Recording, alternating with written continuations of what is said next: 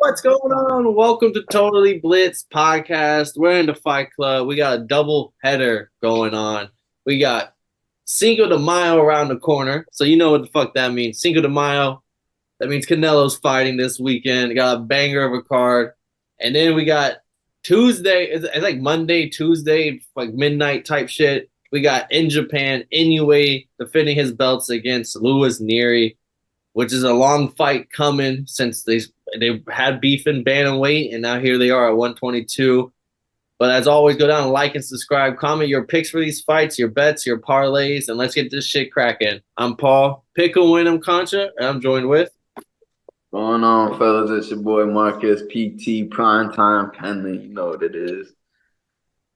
It's your boy JP, aka Southsides Run Boxing. You feel me? All right, let's chop this up. Let's chop it up, man. We got to start with what's going on first. We got Canelo weekend. It's another Canelo summer. Can't say it's a white boy summer. Ooh, Canelo! He defended his belts against Jaime Munguia. I feel like I messed it up, but I'm a little Munguia. I can say it enough. I hope. That sounds right, though. But on the card, we got, a decent little card put together. We got Mario Barrios, Brandon Figueroa, Ilamantis Stanonis. Where do y'all want to kind of start first on this? Anyone have a particular guy they want to shout out before we know what we're going to talk at the end of this shit? We can start with Stanonis, you know what I'm saying? You know what I'm saying? And shout out to Brendan Lee. You know what I'm saying? He's also another top prospect who should be fighting this card. I'm not 100% sure, but the Asian jet, the Korean, yeah, you know what I'm saying? okay. I didn't know he was on this card. He also follows me on Twitter, so shout out to him. But I think Stanonis, because he has a very underrated job. He actually has one of the best jobs in the game, but people don't know it yet because he hasn't been able to show it on the next level. But we'll see it here. And Gabriel, he's tough. You know what I'm saying? Guy's tough, and he can fight his ass off. Stanonis definitely can't stop him here. But give me Stanonis with an easy victory. Okay. I wish I would have got to see him last year against Virgil Ortiz because that was such a hype fight for 147. It was basically like, because we already had Terrence and Earl Spence at 1A and 1B. And then we had Boots. And we had Virgil and Stanonis right there at 4 and 5. Like, basically, like, whoever won that fight is now in that top. And they're next for it. Yeah, and that would have been a better win on their resume than what Boots had on his resume at that point. So it would have been like, you're low-key next man up. Then it all falls through because the Virgil Ortiz being a weight bully. So Stanonis didn't get to showcase who he was. He came off a bad win where a lot of people felt like he was gifted a decision. So he didn't get to right that wrong. But I believe he's just a solid tactician. He's fundamentally sound. He should, like Gator said, just walk through this one with an unanimous decision win. Just kind of get your footing back on get back on the right foot for 2024, because last time we saw you, it was kind of a dud performance. So not his fault we didn't get to see him since, but here we are. And it's Cinco de Mayo. A lot of the casuals don't know who you are. So, like, this is a great card to be on for you to put your name at 147, because that's a premier division. And not a lot of people know who Stanonis is. And that division is going to open up soon. Yeah, it is for – I believe he's defending his belt at the WBA. It's a regular belt, but still it's like as close as you can get while that shit's being, like, tied up right now. By the GOAT, huh? You got anything to say for him? Is this just y'all pretty much covered. There ain't really too much to really add on to it. And then our next fight, we got Brandon Figueroa. I believe I don't know if it's for the interim WBC belt, WBC featherweight belt. I think he's already the interim champion. He's defending it against Jesse Magdaleno. Pretty big favorite altogether. minus 1,200 for Figueroa, plus 700 for Jesse, who is on a nice little he was on a 4-fight win streak, but he's coming off that bad loss. Everyone's kind of writing him off on this fight, but once upon a time ago, Jesse Magdaleno was a solid guy around in this weight class. So it's just kind of crazy. Brandon Figueroa went from kind of nobody in this division a year and a half ago to now he the boogeyman almost, like kind of like no one really wants to fight him at featherweight. Facts. I like Brendan Figueroa a lot. You know what I'm saying? He's funny, exciting. You know what I'm saying? He he lost a lot of fans after you know what I'm saying, he was being a sore loser when he got his ass kicked by Fulton. But he's a fun Close fighter. fight. He's a That fun was no fighter. ass. That was a close fight. I It was Fulton. an That ass was kicking. that was It was when an they was in ass the ring kicking. talking, right? Like going back That was and an ass forth. kicking, man. Yeah, That no, they were bad. was Figgy was hitting him on the inside too. Like it was a lot of. not only was it ass whooping, it Fulton was had to ass win whooping at them his own belts. game.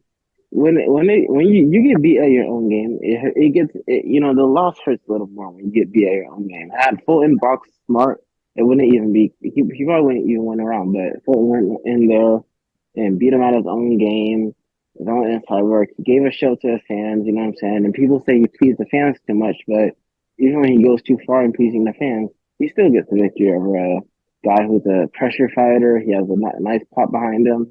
You know what I'm saying? Brandon Figueroa, he has an amazing sister that trains him sometimes too. That's sister. So, you don't know about Figgy's sister, but we'll get into that later. But give me Figueroa, and I hope to see the full. Damn. I hope to see the full rematch at 126. Or I would like to see him against what's that Is he tall guy Mexican? Vargas? Yeah, he's Mexican American though. Okay, so that's lit. I don't know if they count that. You know. There's a few. Like Brandon is Mexican American. Mario Barrios is Mexican American. Bam Rodriguez is Mexican American. Ryan Garcia is Okay. Mexican Jesus American. Jesus Ramos on his card a little earlier. David Benavidez is Mexican American. So I don't know if they count that, but I mean, give they me count Ryan, so I mean, Yeah, we definitely count Ryan right now, right? but there is probably y'all there is didn't count probably a Ryan. Y'all difference. didn't count So Ryan until he beat Hayden. There. Ryan up now. Ryan, there is probably a running the hood difference now. with the But hardcore Mexican fans, and then that probably won't really accept American Mexican. Yeah, but with Brendan Figueroa, I really like this guy. You They, know what I'm saying? He's one of my favorite guys to watch. I feel like it really Mexican depends on the market. style too. they are If Mexican fans.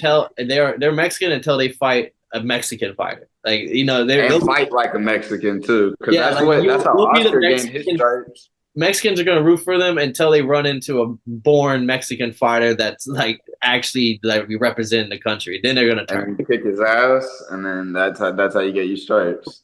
I mean, Jesse Magdaleno, I know he lost to Raymond Ford, but scratch that loss. That's a that's a boxing loss with quotations around it. So he might he's 5-0 in some people's eyes in his last 5. His one big loss was the Dogbo where he got stopped in the 11th about like 2-3 years ago. So it's been a while since seen him lost. That's why the odds to me are kind of crazy. I think Figueroa should win.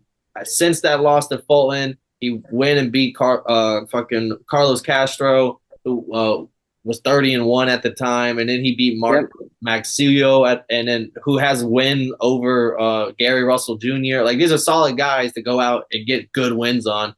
So he should win, but I just think the odds are kind of crazy for Jesse Magdaleno. Like this could, especially with Figueroa's fight style, this could turn into a dogfight. This could just be a fun haymaker style back and forth fight.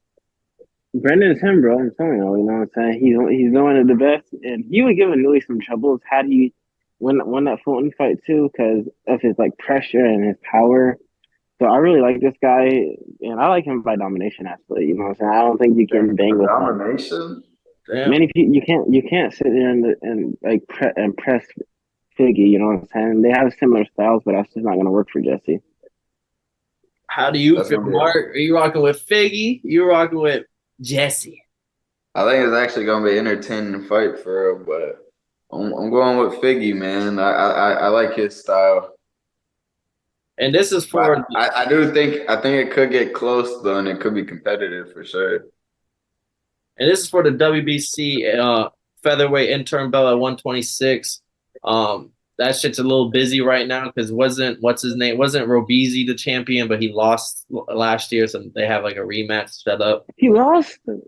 Yeah, Robezy, he lost to long, tall, like yeah. That was that was fight of the year, bro. That they was throwing this fight low key. I'm a fan of him. Me kind of similar feeling. I don't know why I was happy when he lost. Huh? I'm a fan of him, but I don't know why I was like cheering when he lost. But But I don't know, man. But That was that's the what same Brandon. night. I want to see. I want to see him against Brandon. No, not Brandon. Ray Vargas. Ray Vargas. When he moved up, he was gonna vacate, but he lost that Sharpie guy. What's his name? Crap. Oscar. Sheffield. O'Shea Foster. Ray O'Shea Vargas lost to Foster. he lost to O'Shea Foster because he thought he was gonna win that 130 title, but when he lost that fight, he decided to not vacate the 126. So had he vacated, Brandon Figueroa, he would easily be the WBC champion. But Ray Vargas got salty. He's not even defending his title. So he got salty. He lost, and he's just holding it hostage. He's not even trying to defend it. I want to see Brandon Figueroa fight Ray Ford at this point. Ray Ford be talking a lot on Twitter and about how I can't stand that guy. But Ray Ford's not ready for like a guy. and like he be that. talking like he's top guy and everyone's an easy outing. So like Figueroa is the boogeyman. This is the guy that will be the next fight. But Figueroa has to win this fight in front of him this weekend. Then we got Mario Barrios taking on Fabian Maidana. This is for the interim WBC welterweight belt. Another big favorite in Barrios, minus 1,200, plus 700 for Fabian Maidana. And honestly, like the odds, in my opinion, tell the full story. This guy, Mario Barrios, fought top tier talent and nothing but top tier talent. And for like the last 4 or 5 years, great all around fighter. I just think this is going to be an easy win for him. Maidana, I'm checking his resume. I don't know anybody. He's fighting out of Argentina. This just seems like a good fight for the Mexican crowd to go crazy. Yeah, man. Oh, you go, Marcus. No, I was just gonna say I'm riding for Mario, man. I think he's a sleeper, even though he's taken 2 L's against in two of his biggest fights, but the fact that he just went from Tank to Keith and then picked it up and fought Ugas, like I fuck with bro. Like he gets out there and he fights the top guys, and I think he could probably, and he's still young. I think he could eventually compete for a world title, or what I'm saying, definitely get some more big fights. But definitely rocking with Mario, man. What is he called? What's his nickname? The Aztec. El Aztec. The Aztec Warrior. Oh, I thought it was the Aztec Warrior. That shit tough. Aztec Warrior. That shit tough. So Mario Barrios, he has a really cool style. He's a really smart boxer. He picks his shots well. So I imagine, and he has some sneaky power. You know what I'm saying? And he's shown that against Ugas. He has some sneaky power. I didn't notice that. So, and he's been in there with some moves. Tank Davis. He's fought some like elite Russian before Tank Davis. Then he fought Tank Davis, and he fought Keith Thurman, who was a former world champion. Right back in the Ugas, there's also another former world champion who beat the legend Manny Pacquiao and battered him. He battered Ugas, and stopped him. I'm pretty sure. Yeah, like prior to that Russian that he got the unanimous decision win on, he had like a 7 or 8 fight KO streak going, and then moving up to 147, first win at 147 was a knockout or corner stoppage, but it was another battering. So his power definitely translate into the big up to 147. And he seems more natural at 47. And had been on 28, he can kind of play the waiting game. He can keep picking up a couple nice wins while the top 147 shit clears up. So then he can find a belt to shoot up and go get. He's definitely good enough. He definitely can compete with those top guys, and he can actually win one of those vacant belts. You know what I'm saying? Like imagine Crawford finally vacates. He can easily win one of those vacant belts if they don't match him up with Boots. There's a lot of guys out there that he can beat. Got Stanonis, Boots, Barrios, Brandon Lee. Like the 147 crowd getting kind of deep. Then Brandon Lee's 140. Brandon Lee's 140 though. He's a big 140 pounder, but he just fought at 147. I thought he was moving up soon because the 40 he's crowd. Gonna move up soon, but I'm pretty sure he's still at 140. What, Mark? The 40 crowd is gonna be coming up soon. Like the Tios, the Haneys, and Jack Taylor. Taylor's supposed to be moving up after. Oh yeah, Taylor. Then, Garcia. For the big Bambino, we got the undisputed super middleweight titles on the line. Mexican versus Mexican. wouldn't have it any other way for Cinco de Mayo weekend. Saul Canelo Alvarez. The GOAT, man. That's crazy. I remember when I used to say pound for pound king, but that's to my dog Bud now. But man, Canelo is a fucking GOAT, man. It's fight week. That's crazy. And he's taking on undefeated Mexican prospect, contender, Oscar De La Hoya's golden boy. Best thing since Canelo for him. Jaime Munguia. How do you say it, Marcus? Munguia. Munguia. All right.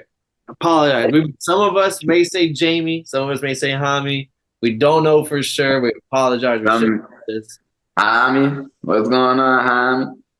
I will be the first to say I was not happy with this fight being selected. I'm a big Benavidez supporter. I did not give a fuck about this fight, but the closer we get to this fight, the more I actually got excited for it. The more I see how Jaime actually can actually present a challenge for him. He's a fucking active puncher. He's like the one thing Canelo struggles with, especially now that he's gotten older and his defense has been lacking. Is a guy that can actively put a jab on you. If you don't hit them big shots and he just keeps throwing nice jab, stick to a game plan, which he seems like he's very like his camps and everything. He seems like he's locked in. Like he's not overlooking the moment. He's fought top tier guys on his way up. Kind of Oscar De La Hoya kept kind of moving it up a little bit more. Yeah, he's definitely built through the classic Golden Boy way, where they've been waiting for this Canelo fight, either if it was a couple of years ago or if it happened, it's happening now, but they've been waiting for this moment. They built him up for this moment. He's got the six-year age advantage on him, faster hands. He's got a jab, seems disciplined. And it just honestly, is he going to be able to take the Canelo punishment? Is he going to gas? Or is the judge is going to rob him? That's kind of what I feel like a lot of cards on the table. No cap, bro. I feel like this fight is like, I hope I'm right because I'm rooting for Canelo, but I feel like it's a tune-up for David either in the September card or the fucking, even if he takes it to next year for Cinco de Mayo, or you know what I'm saying. But I feel like this is a tune-up for the David fight. He's fighting an aggressive fighter with some power, taller fighter too. So I feel like maybe he's getting himself a little bit prepared, expecting a war for this fight, because it's definitely going to be a war. But I feel like he's definitely going to fight David either in September or next year, Cinco de Mayo, or maybe the end of this year. Who knows? But I feel like this could be – it's not going to be – hopefully he doesn't treat it like a tune-up, but I feel like it is like a way for him to prepare to fight David, because it gives you similar looks. Not exactly, but definitely similar looks what David is going to present. But that boy, people can't sleep on Munguia, bro. I'm not sleeping on him. His only negative. I feel like it's a closer fight on paper than people, especially his last 3 fights for Canelo. Like Triple G, he beat up Triple G. It was old Triple G. Triple G was toast at this point. Are you proud of that? And to be fair, Triple G's second half of that fight started winning rounds. That's not like Canelo was looking tired in the second half. Then John Ryder, whoop-de-fucking-do. Then we got Jamel Charlo, who clearly was there just for the check. And what am I supposed to know? Like before that, it was a b-ball loss, and then a Caleb Plant knockout. Where honestly, if he doesn't get that knockout, he might not win. Wait! Breaking news, boys. What? That boy Ryan Garcia tested positive for PED, flag for Austrian used around Haney fight. No way. I just got the notification. My fault. I didn't mean to interrupt, but I literally just read it as you was speaking. So, am I gonna get my money back from all my bets? That's crazy. He's on a fucking victory tour too. If that goes to a no contest, am I gonna refund it? Well, I'm gonna be in Bovada's emails. No contest or not, that boy Haney still got the most embarrassing shit. Oh, damn! Now let's regroup though. Regroup.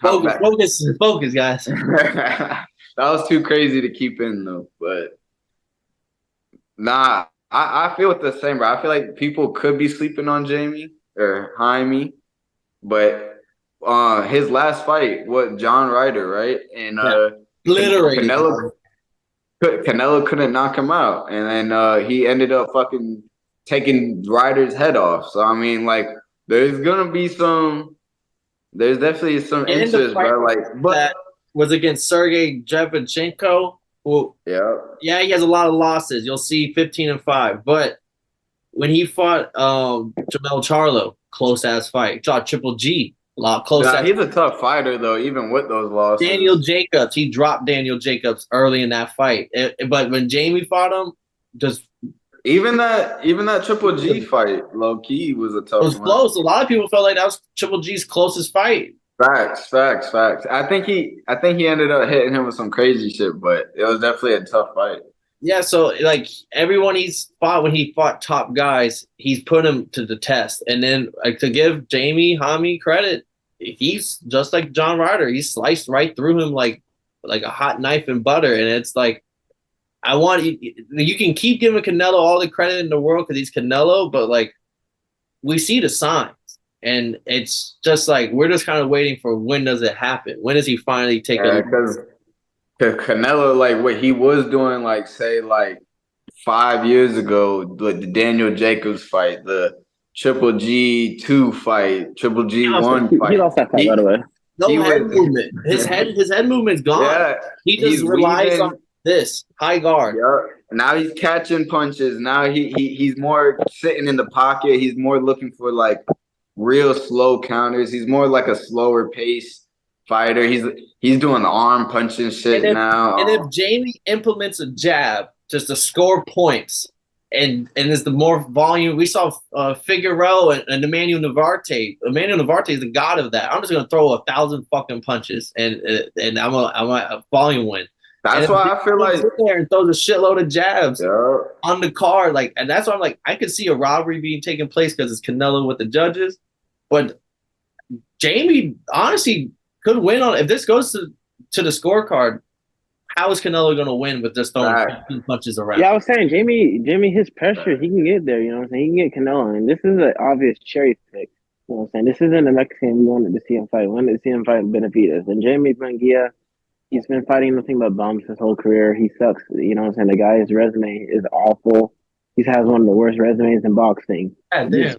40 straight cans. It's just 40 straight can openers. The guy he knocked out John Ryder though. John Ryder is another can. The guy sucks too. You know what I'm saying? It's not. It's no difference. You know what I'm saying? That's also another cherry pick for Canelo. But this is a cherry pick gone wrong, in my opinion. He's gonna make Canelo look really bad this fight. He's gonna put the pressure on him. Canelo's gonna win an ugly decision, but this is one of those fights that Canelo shouldn't be fighting. Because Jaime Munguia, to me, he's still a prospect. You know what I'm saying? Nothing in his resume tells me that he's not a prospect. He doesn't even fight other contenders. You know what I'm saying? He's not even that good. He's not that good, but Canelo's not that good either. So he's gonna make Canelo look pretty average.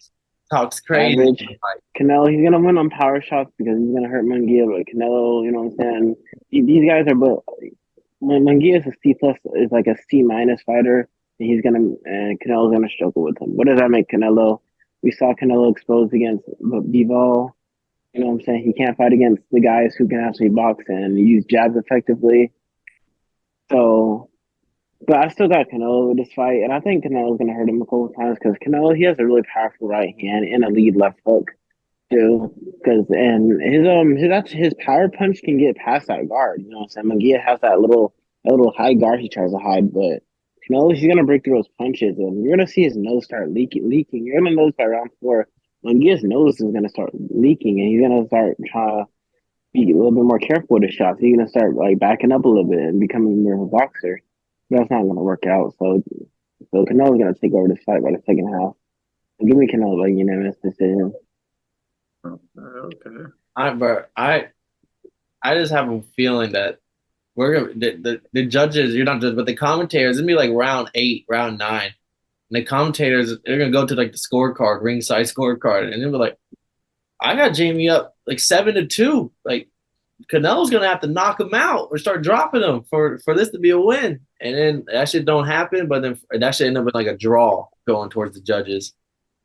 My safest bet at -200 is this fight to go the distance. You can find something else you like to parlay to get plus odds somewhere else, but -200, I think it's a certified lock Jamie has a chin. Canelo doesn't. I feel like doesn't throw enough combos for a younger guy with a chin to actually drop him. He can hurt him, stumble him, but Canelo hasn't. We haven't seen him hit that next gear to go finish targets. He hurt John Ryder a few times. He didn't ever turn it up to finish John Ryder. So I think this fight goes all 12. I got Canelo by decision. I'm not gonna say unanimous because this might be a majority decision. But boy, oh boy, Sebastian Fandora beating Tim Tszyu, Ryan Garcia using the PEDs to beat Devin. Well, I got to update on Ryan Garcia. All he did was take vitamins. They were vitamins, and the PEDs were in like the vitamins he took. So it's not like he intentionally took PEDs. Oh, Wait. They were in they're these gummy vitamins. You got an American Connor Ben right now. That's do you all. take look? Do you take gummy? If you Wait. take gummy vitamins, you would test. If you were to fight, you would test positive for the same thing. So that win is still valid. Haney still got exposed. But yeah, who's the next guy we're gonna fight? I mean, I still gotta pick my pick. My bad. Who Wait your turn, Gator. No, you good. You good. I mean, it's pretty obvious who I'm taking. My GOAT, or one of my GOATs, Canelo. But I mean, I feel like it's gonna be a tough fight. I feel like this is literally a fight to prep for David. I feel like there's a lot of limits. I can't even talk. Them boys are similar, bro. So I mean, I feel like the length, the pressure, a little bit of power. I think Munguia is gonna come out like the first 4 or 5 rounds pretty strong. He probably gonna pick up some of those rounds. I feel like the pressure he's gonna put the pressure on Canelo, but he leaves his guard down in exchange. So I mean, I feel like in when he's throwing his combo, he can get off nice combinations, but he's also dropping his hands. And I feel like those are the times where Canelo's really gonna pounce. Pow, pow, pow. He's going to get a lot of counter shots, and I feel like he's going to end up getting, he's really going to turn up the pressure from, rounds, 6 to 9. And I feel like Canelo's going to be able to get a knockout. I mean, especially with this Oscar beef going on, I feel like he's going to have a little bit more something to prove. And then I also feel like the David shit, he's going to get on that mic at the end of the fight, and he's going to call out David for sure. There ain't no doubt. And I feel like everybody's talking like he's ducking David. It's not happening. This fight is for David, either if it's this year or if it's early next year. But I feel like it'll probably be this year because they're fighting around the same time too. David's in a couple weeks or some shit? Yep. So, I mean, that's just going to line up perfect. But I got Canelo by knockout, man. Either from rounds 8 to 10 or 8 to 11. He's going to knock out Munguia. It's going to be a fun fight, and that shit's going to be a classic Mexican little crowd's going to be lit. It's going to be a fun one to watch. And then he's going to call out David's big ass. Well, we'll see. I hope he don't pull that shit like last time. Like, David who? I'll fight anybody. David. But motherfucker. Then we got to go all the way to Japan. For Tuesday fights, I love the early morning Tuesday shit with Japan fights. We got rubbing your eyes and shit, trying to lock in. The pound for pound, if not one, definitely two.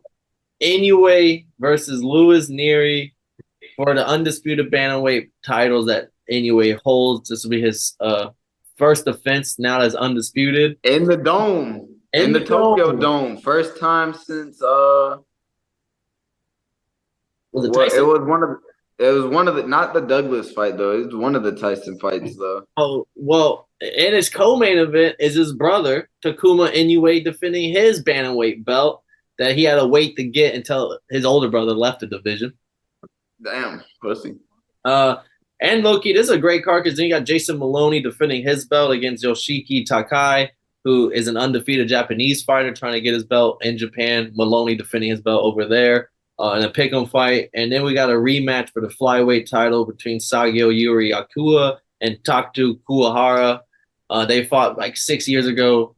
That is Kuwahara's only loss. Since then, both have gone on and continue to win, and now one's defending their belt against the other. So, good little card for a Tuesday. It's worth getting up for from top to bottom, honestly. I'm probably gonna miss the card, boy. We're not going to talk the other fights. They are going to be great. You should watch them. We're only going to talk Inoue versus Neri. This is it. This is Inoue showcase. And Fact. In the dome, that shit's gonna be packed. sold out. You already know that shit sold out. That shit's gonna be packed, bro. That shit's gonna be fucking. But they're gonna be respectful, so they ain't gonna be jumping. That bit gonna be. Oh no, they're gonna be jumping. So you think so, bro? I feel like when the Japan fight. I gave Gator a little rundown on why this fight was particularly spicy, especially the Mexican. Louis Neri. They both had beef at 118. They talked. Neri would beat all Inoue scraps and then start talking shit to Inoue, and it looked like eventually they would fight each other. Neri was knocking shit out. Mexican hard hitter. Then he goes on and fights Shinsuke Yamaka knocks him out in Japan in the 4th round. Comes out, he tested positive for PEDs. This is when all Mexican fighters around this time were coming out testing positive for PEDs. WBC, he won the belt in Japan against Tamawaka. So beat a Japanese fighter for his belt in Japan off the PEDs. Japan, being the most disciplined country they are, absolutely despise Neri for this. Mauricio Solomon, being a WBC commissioner, being the president and shit, he loves his Mexican guys. He told Neri, you can keep your belt, just go rematch him. So he rematches him, comes in overweight, the cardinal sin for Japanese fighters. Damn. Then beats Yamamaka so bad he had to retire. Damn. Japan banned him from boxing. The commission, the fans, everybody, anyway, their team, everyone hates Louis Neri in Japan. Japanese commission lifted his ban for this fight. What the fuck? So, bro, they're even writing freaking manga bits on the Inoue fighting. So they're gonna be really locking for this fight. You know what I'm saying? You can't cheat because Japan, they're strict everywhere. You know what I'm saying? Even with rules, if you rob a candy bar, if you rob a candy bar from a shop in Japan, you could get 10 years. They're very strict out there. It's very disciplined. You know what I'm saying? And you know what I'm saying? And if you mess up, you're gonna pay for it. You know what I'm saying? And Louis Neri, he messed up. He tested positive for PEDs. He missed weight, and that's just so unprofessional. That's the opposite of everything Japan stands for. The Japanese people don't stand for that. And he's gonna pay for his sins in Japan. You know, yes. He sent him to the demon for his sins, right? Literally, like you sent him to freaking Sukuna, you know, and he's gonna turn into one of those anime character power ups. You know what I'm saying? I knew he's gonna come because you gotta think, bro. And it was like, bro, you disrespected my culture, his country, his countryman. You retired one of our legends. You retired a fellow countryman that I'm pretty sure Inoue is close with him. He's gonna pay. You know what I'm saying? He's like Inoue. His mindset is different because Fulton he didn't want to stop. I didn't even know the background. Because Fulton Inoue really liked Fulton. He admired his style, but he hates this dude. And that's what Inoue didn't want to stop Fulton, but imagine what Inoue's gonna do to this guy. So it's gonna be nasty. So Louis Neri, after all that, he was missing weight, had to move up to 122 because he kept missing weight. He fought Brandon Figueroa, who wasn't really anybody at the time. Figueroa starts his climb up the mountain with the Louis Neri win. Louis Neri was a big favorite when this fight got made. And Brandon Figueroa, body shot, drops him. He gives up, from a lot of people say. But a lot of people in boxing say that he wasn't taking shit serious. He was missing weight. He was not living the boxing lifestyle. He was just relying on his one-hit power. His jit has power. Then he comes back after that fight, and he fought Carlos Castro, who we brought up earlier on the card as the guy Figueroa beat. Well, before Figueroa beat him, Neri beat him in his comeback performance. And at that point, Castro was undefeated, took his O away, and then he comes back and then he's on a 3-fight win streak, all knockouts, and he's been looking sharp again. Everyone's saying he's taking boxing serious, especially for the Inoue fight, especially since he's been talking shit to Inoue since the 118s. And so this is supposed to be a second coming of Louis Neri. To put it in the dome, he better take it serious. Put in perspective. Inoue's been taking his whole career serious. No, he has. Put in perspective, bro. I told Gator, I was like, a year and a half, 2 years ago at 118, they make this fight. Inoue's probably sitting at minus 300. it's not a crazy big odds because Neri was a guy that now it's like minus 2,000 anyway.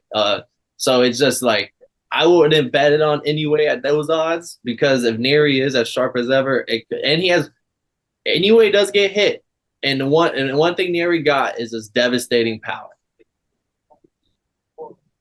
Facts. I feel like the difference is it's going to come down to speed, hand speed. Inoue too fast for him. You know, it's not jabbing straight because people underestimate the strength of the 1-2. You know what I mean? Basic, fundamental. Especially once that right hand comes down, Inoue's just gonna break his nose. Inoue's gonna break him down. He's gonna break his eye socket. Yeah, he's gonna break his nose. He's gonna break his organ bones. He's gonna break his teeth bones. He's gonna break his adult teeth. He's gonna break everything. Facts. I think it's gonna be a knockout. You think it's like minus 600 for it to not go the distance. Everyone's thinking Inoue's about to go in there and beat the dog shit out of Lewis Nery. Because I mean, you got to think the bro's gonna also try to be knocking out Inoue. So I mean, he's gonna leave himself open in certain moments, and he might get a little loosey goose. And I don't think he got the same speed as Inoue, and Inoue got speed and the nasty fucking power. So it's kind of you fucked. I think this fight's gonna be a competitive 4 or 5 round fight. That sucks because oh wait, no, I'm tripping. That shit's on Monday or Tuesday. I was about to say all the Mexican fans are gonna be watching. Oh no, even Mexico's gonna be up for this. But I think this is gonna be a competitive fight for 3-4 rounds with Neri landing because like even Palace, who has slow hands, was able to counter and land some shots on Inoue. And I think Neri's gonna be able to land a couple shots, but it's the body shots from Inoue that we've seen Figueroa drop and finish Neri already with body shots. He has the typical Mexican high guard. And does Inoue He's gonna break him down? Yeah, Inoue's just fundamentally one of the best boxers. Everyone loves to talk about his power, his speed. Like, yeah, he's gifted and all that. But tactically, he game plan wise, everything, like he comes in. He knows how to break a fighter down. As prepared as any of the top boxers in the world. So like he is just overall pound for pound should be number 1 or 2. Like just with what he does. Future Hall of Famer for sure. And a lot of people say the reason why he's staying in the division because people thought he would move up after already going double undisputed was because he wanted to fight Lewis Nery just to add a little. Yeah, but in the dome. Yeah, so I got Inoue late stoppage 9-12, and it's gonna be probably a body shot stoppage. I definitely gonna be a second half stoppage just because I think Nery's gonna be good for first 6 rounds, making it somewhat competitive until the body starts to start gassing him out. Boy, gonna hit him with the left hook, foul right hand. That shit's gonna get brutal. But I got to work for it. I think it ain't gonna be this all super. I'm not like Gator over here. I got knocked out from 5 to 8. Oh, you say, Mark? I got the knockout from 5 to 8 from Mid-round stoppage. Yeah. I don't know if Inoue can knock him out there. That's the issue, you know what I'm saying? I don't know if Inoue really wants to press the gas on him. Because Inoue likes to stay patient a lot, you know what I'm saying? I don't know if Inoue Yeah, he does like to be patient. Plus 400 to go the distance. I got a little bit sprinkled on that, I'm not going to lie. Just because Nery's a Mexican. Like, other than that body shot, he's never really been hurt before. Yeah, you know what I'm saying? I'm putting a little parlay together. I'm trying, you know what I'm saying? And Neri, he could win this fight, you know what I'm saying? Neri, he could win this fight. No! I'm not saying he could, you know what I'm saying? It's boxing, anything can happen, you know what I'm saying? We saw Ryan Garcia beat Devin Haney, you know what I'm saying? He took vitamins, but it doesn't matter. He still won the fight. But look, Inoue's vulnerable, you know what I'm saying? He's not unbeatable. I do think he's chance down number 1. But I think he wins this fight. Yeah, he'll stop him. He'll stop him by knockout. All right. It's gonna be a good one though. You definitely gotta wake up. It's probably gonna be like 5:30 to 6:30 a.m. Yeah. Oh, and before we head out, just because no one else is really saying this, but the Maloney fight that I brought up, where he's defending his belt in Japan territory and a pick'em against undefeated Japanese guy. Last time we saw the Maloney brothers was when he won his belt and his other brother got murdered by Junto Nakatani. Oh my God, with that one overhand. Yeah, so maybe he's trying to, get it back in blood. So That much, you think his brother's there with him on some talking shit? for all the Japanese guys, they're gonna be so respectful, but they're gonna be able to like, hey, bro, you Yeah, bro, Fulton, bro, when he was leaving, they're like clapping for him and like, yeah, we love you. Well, they probably ain't saying that, but they be clapping and respectful over there, bro. That shit's so different watch, compared to not like. for Nery, bro. This might be the first time ever the Japanese crowd boos, bro. I Watch. hope so. That'd be low key kind of lit to see a bunch of Japanese fans. Fuck you, like going stupid, teed up. That'd be lit. Gonna be a great ass weekend and weekday of fights. We'll catch up for the recap for sure after this big ass event. We're gonna be busy this whole couple months with this boxing schedule. That's just like back to back. Yeah, been another good episode. Can't wait to catch up for boys on the recap. We just broke down Canelo versus Jaime, and Inoue versus Nery. It's gonna be a double header of cards this weekend/weekday. I'm Paul Picklewinner, joined with Marcus Primetime Penley and Gator Boy Southpaws Unboxing. This has been an episode of Totally Bliss Podcast. And we all didn't know, now you know, motherfuckers.